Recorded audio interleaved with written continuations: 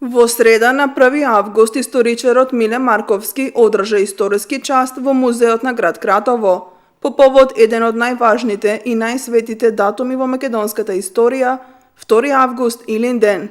Овој датум има особено значење за македонскиот народ по две основи. На 2 август 1903 година е кренато Илинденското востание против турската власт, а на 2 август 1944 е одржано првото заседание на АСНОМ, со што е формирана и првата влада на националната македонска држава. Господинот Марковски ни го објасни значењето на овој датум малку подетално. Накратко.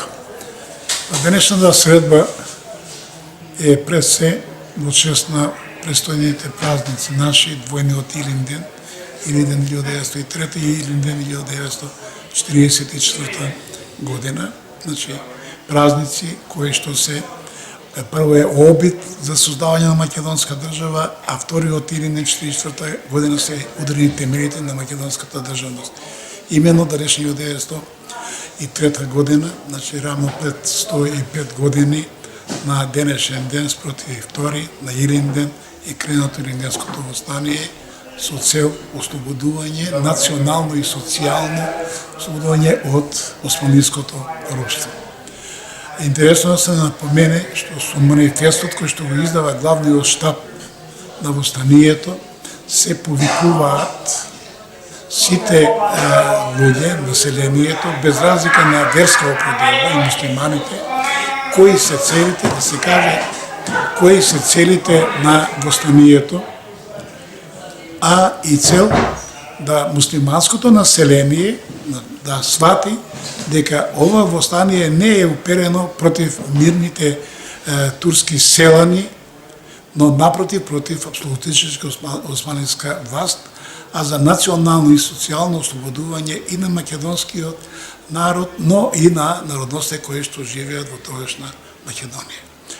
После освојувањето на Крушево се прогласува Крушевска република. Веднаш се формира демократска власт, се собираат по 60 првенци, по 20 од македонци, 20 власти, 20 муслимани, албанци пред се формира Совет на републиката, а тој Совет на републиката избира пак подеднакво по 20 министри, односно секретари за одредени дејности од 6 души. Тоа е владата на чело со Никола Карев. За жал, ова Илинденско востание, бидејќи кренато неподготвено, се уште не се спремни луѓето за востание, а со цел да не успее, бидејќи го организира и го испровоцира врховистичка комитет Иван Гарванов, пробугарски ориентирани, завршува за 10 дена, уништена е ова Крушевска република, но се постигнува целта. Војнички успеси нема, а не е целта таа, тоа се планира на подолг пат партизанско војување, но затоа пак има политички успех, бидејќи се предизвикува внимание на целата светска јавност за храброста и саможртвеноста на македонскиот народ. Огромни се последиците во негативна смисла по население.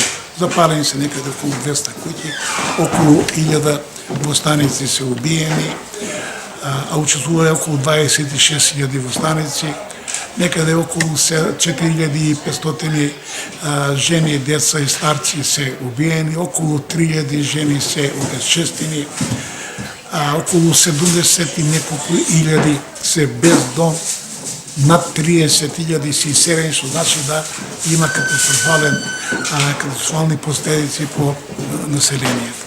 Инаку не е на одмет, ние сме во Кратово да споменеме, да ги споменеме активности во Кратовскиот район на 17 јули 1903 година.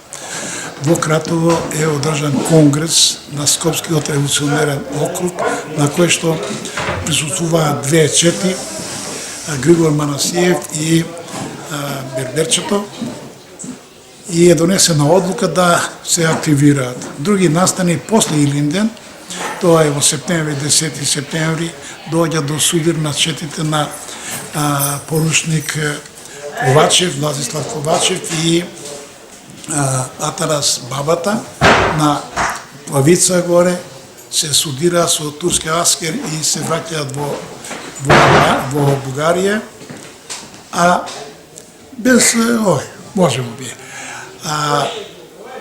Покасно, на 24.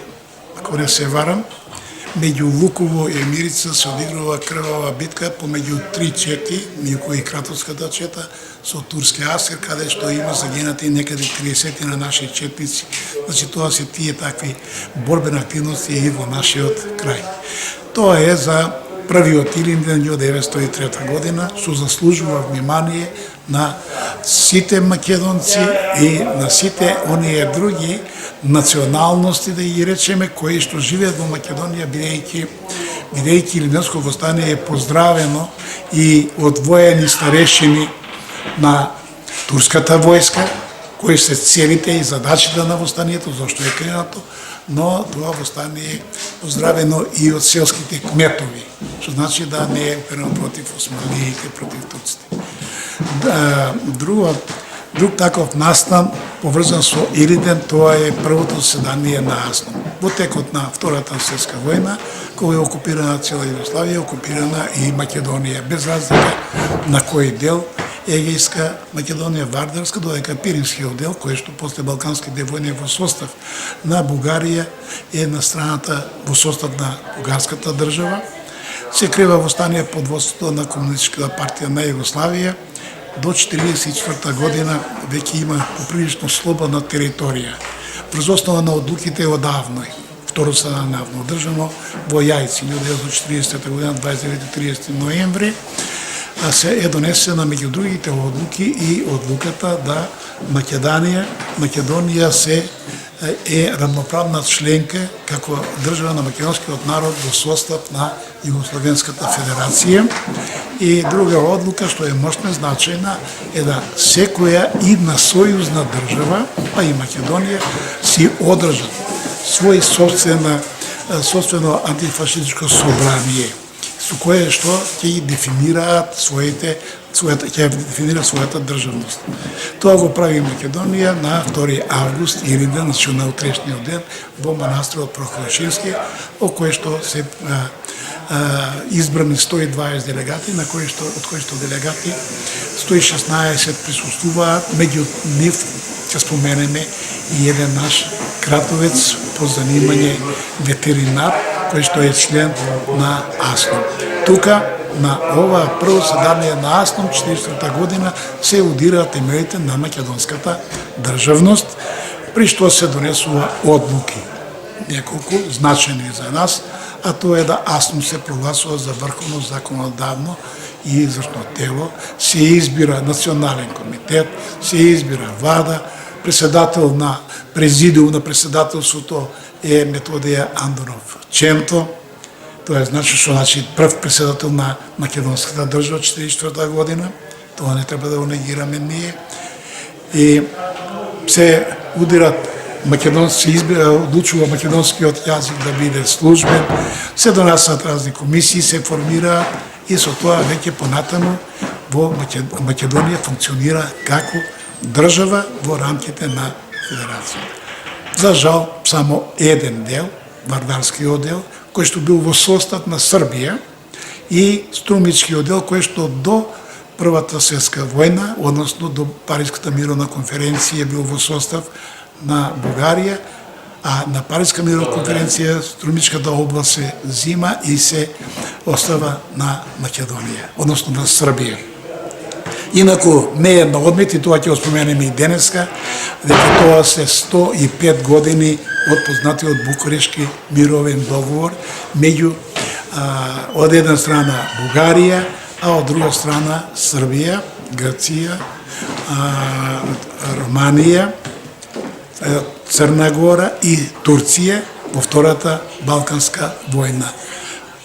Основен проблем е поделбата на Македонија, бидејќи од Првата Балканска војна Бугарија и Србија се незадоволни, Србија се повлекува од Јадранското море по сугестија на големите сили, бара компензација во Вардарскиот дел на Македонија, Бугарија тоа не го дозволува и сега еден месец, точно еден месец по подпишувањето на Лондонскиот договор како крај на првата Балканска војна, 13 година, веќе за еден месец на 29 спроти 30 јуни веќе Бугарија напаѓа српската војска, што започна и Втората Балканска војна, која што Балканска војна трае точно еден месец, бидејќи на 30-31 јули се случува договор и се донесува во Букуреш мировниот договор со кој што се става точка на поделбата на Македонија, Вардарски, Пирински и Егејски дел.